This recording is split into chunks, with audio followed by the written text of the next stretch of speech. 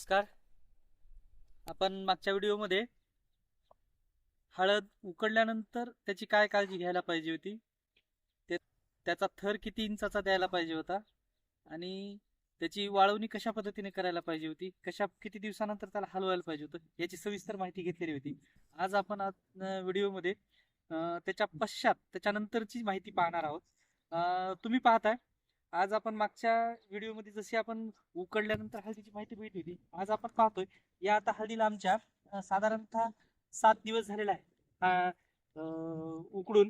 तर यानंतर आता आपण 7 दिवसानंतर आज आमची हळद ही तिचं पाण्याचं प्रमाण बरंच कमी झालेलं आहे आणि थर पण सुद्धा या ठिकाणी पाहताय तुम्ही की आता जवळपास साधारणतः 3 इंचापर्यंत आलेला आहे. 2.5 ते 3 इंच हा थर राहिलेला आहे. तर आता पाहताय की तुम्ही या ठिकाणी आजपासून आता आम्ही ही जी तुम्हाला कांडी दिसताय आणि इकडं हा जो मंडा दिसताय, तर या ठिकाणी आज आम्ही आता ह्याला काय करणार आहोत, याचं जे क्षेत्र आहे ते जवळपास निम्म करणार आहोत.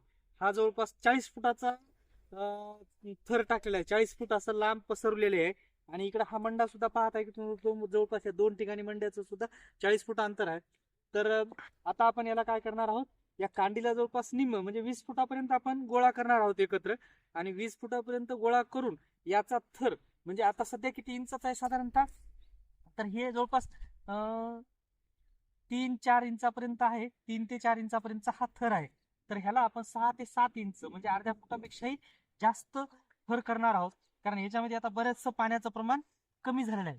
आणि आता ही असं का करायचं, तर याच्यामुळे काय होतं, आता ह्या ज्या शेंगा आहेत तुम्ही पाहता, ह्या शेंगा अशा बऱ्याच शेंगा या ठिकाणी काय झालेल्या आहेत, ह्या वाकड्या होण्याची शक्यता असते.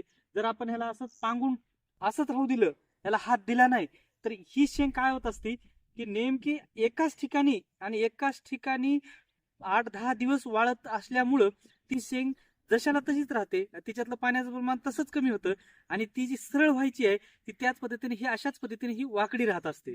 त्यामुळं तिला जर आपण हात दिला आणि थर जाड केला, तर आपल्याला काय होतं की ती जी थर आहे, ती जी कांडी आहे, ती कांडी आता आपण पसरत राहिलं, तिला हात देत राहिला, जाड थर केला, तर ती कांडी काय होती, ओलेपणी असताना ती काय होती, अशी एकमेकाला चिपकून एकमेकाच्या घर्षणामुळे काय होती, ती कांडी सरळ होत असते.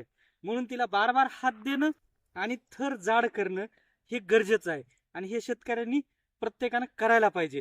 आणि मंड्याला सुद्धा तसंच असतंय. मंडा जर काय होतंय बघा, इकडे तुम्ही पाहू शकता, मंडाचा सुद्धा काय होतं की मंडा कोणता असा वाकडा उभा राहतो, कोणता सरळ वाकडा राहतो किंवा तिरपा राहतो किंवा कशा पद्धतीने असं म्हणजे अनिश्चित त्याचं हे राहतं. तर त्यामुळं काय होतं, त्याचं जो एकमेकाला चिपकून बसल्यानंतर ते एकमेकाला दाबल्या जातात आणि त्या दाबल्यामुळे काय होतं, त्याच्या आकारामध्ये बदल होते.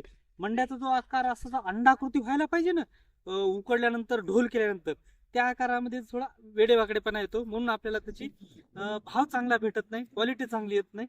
त्यामुळं मंडा सुद्धा आता आपण उकडल्यानंतर बघा आता तुम्ही की या मंड्याचा थर सुद्धा साधारणतः आपण असं जर पाहायला गेलं तर हे काय या ठिकाणी एक 4 इंचाचा थर आहे.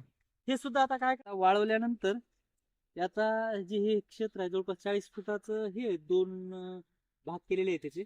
तर आता दोन्हीचा मिळून एक भाग करू आपण ह्याचा, म्हणजे साधारणतः 8 इंचापर्यंत याचा थर राहते आणि व्यवस्थितरित्या हळूवारपणे ही वाळतो. हळूहळू याचं मॉइश्चर कमी होतं आणि मॉइश्चर कमी झाल्यानंतर मग आपण याचा ढोल करूया.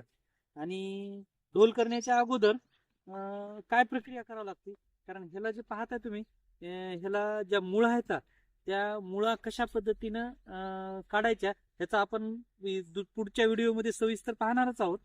पण तत्पूर्वी ही जी मंडा वाळवण्याची जी योग्य पद्धत आहे ती जाड थर देऊनच बिलकुल वाळवला पाहिजे, म्हणजे जेणेकरून सध्या टेम्परेचर जवळपास 40 कडे गेलेलं आहे. त्यामुळं जाड थर दिल्यामुळं याचं जे मॉइश्चरचं प्रमाण आहे ते हळूहळू कमी करत गेलं पाहिजे. एकदम कडक उन्हामध्ये एकदम जर पसरून आपण वाळवला तर ह्याच्या क्वालिटीमध्ये खूप कमी येतं, ह्याच्यामध्ये कुरकुमींचं प्रमाण कमी होतं, हिचं रंगद्रव्याचं प्रमाण कमी होतं.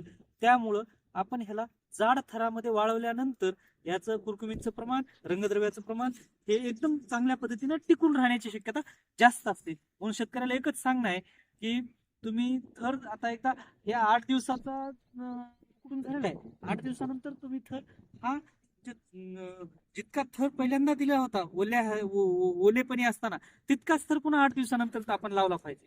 कारण ह्याला आता वाळायला आणखी 6 ते 7 दिवस लागणार आहे.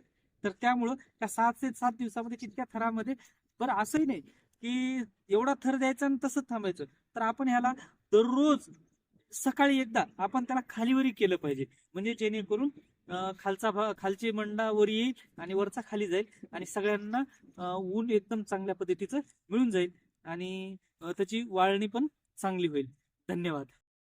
व्हिडिओ जर आवडला असेल तर नक्कीच लाईक आणि कॉमेंट करा आणि आपल्या सर्व मित्रांना शेतकऱ्यांना शेअर करा. धन्यवाद.